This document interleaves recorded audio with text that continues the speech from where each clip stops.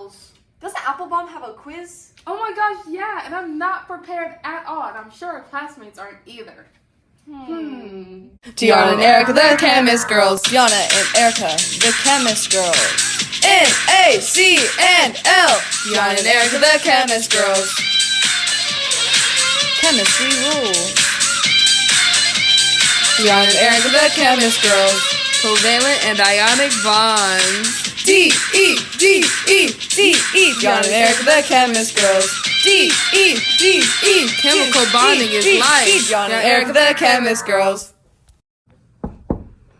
Well, in ionic bonding, you have a metal and a non-metal. The metal gives one of their valence electrons, which can be found on the numbers on top. They give one of their valence electrons to a non-metal to either have 0 or 8 so that they can be happy. They have strong bonds. They're usually very solid. They have high melting points. They're water soluble. They're very conductive. And let's show an experiment.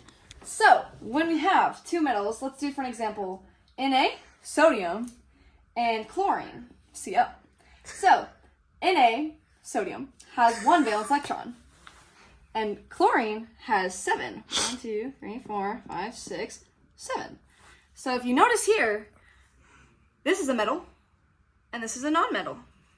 So our metal wants to give one of their electrons to our non-metal so that they both either have 0 or 8.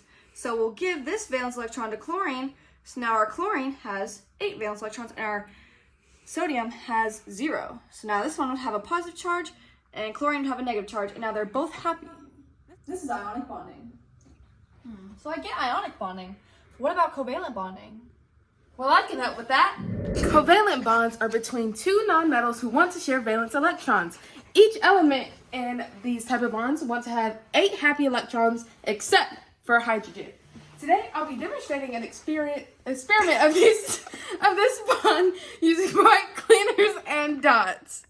Today, we're demonstrating a covalent bond between carbon fluoride, CF4.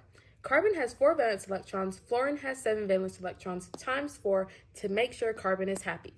4 plus 7 times 4 equals 32 electrons. Carbon shares 1 electron of fluorine, and fluorine shares another one so that carbon can be happy. So each of these bars subtracts 2, 4, 6, 8.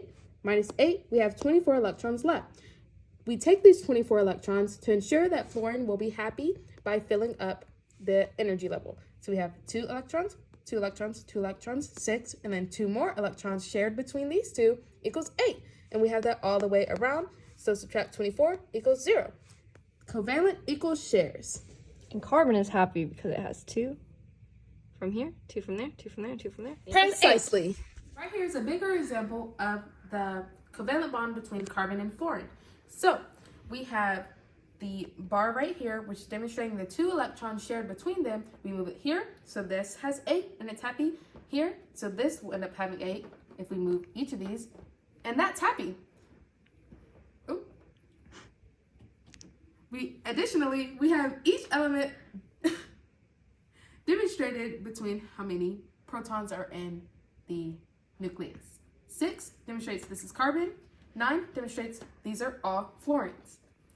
Each of these gumdrops on the outside demonstrates each electron to make the element happy.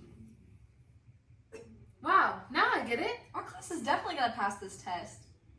Thanks to Deiana and Erika, the Chemist girls. D-E. Deiana and Erika, the Chemist girls. D-E-D-E. Chemical bonding is life. Deiana and Erika, the Chemist girls.